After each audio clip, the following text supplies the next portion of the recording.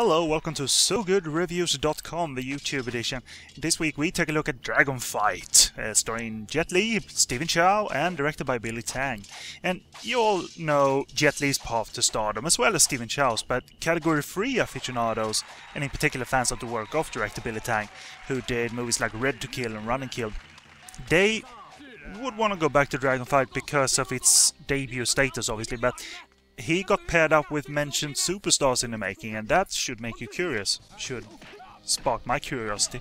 And Billy Tang, he may steer the story to America, and he's in America shooting this, but he's remaining rather faithful to how a Hong Kong movie would sound and feel like. On this production we got a lot of people to thank, obviously, because they are making minor progress on a path to stardom. And minor progress is still progress, people, despite no obvious evidence of stardom being formed before our eyes.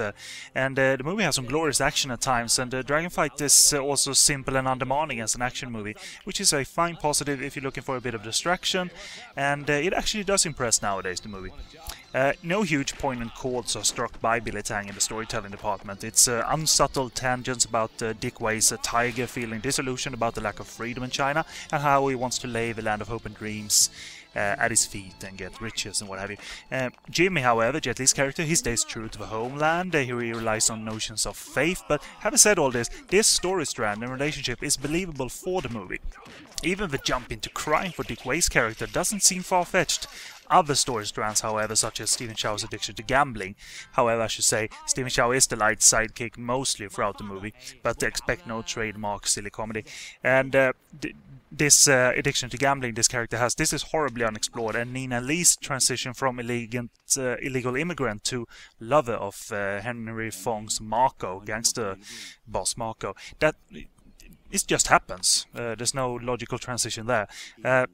They are needed, though, for a catalyst for the action, and Dick Wei's choreography overall delivers, despite these leaps of logic in the story. And the powerful nature of Dick Wei and his choreography, combined with the quickness of Jet Li, makes for some interesting fast-paced action scenes.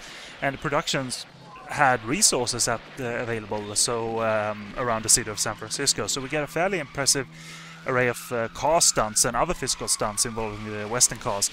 And the action is clear. We'll get a clear look at the proceedings, and Jet obviously is kind of accustomed to on-screen action now after his Shaolin Temple trilogy, and he's tackling the transition needed, working for a Hong Kong choreographer quite well.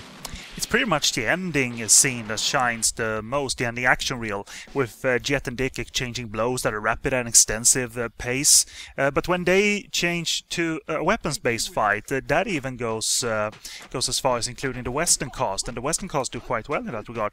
So the movie, in a nutshell, it's an essential watch for the fans, and expect what can be expected from the early career of the personnel involved. For instance, the only glimpse of Category 3 Billy Tang we get is a strip club scene, which is always worth something, eh? So what you get once you set your expectations correctly is on occasion quite something, and notable even. So it's a recommendation, Dragon Fight, if you can find it.